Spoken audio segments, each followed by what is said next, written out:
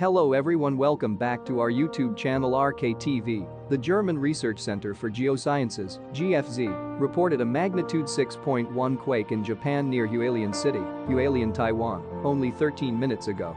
The earthquake hit early afternoon on Monday, May 9, 2022, at 3:23 p.m. local time at a shallow depth of 10 kilometers. The exact magnitude, epicenter, and depth of the quake might be revised within the next few hours or minutes as seismologists review data and refine their calculations, or as other agencies issue their report.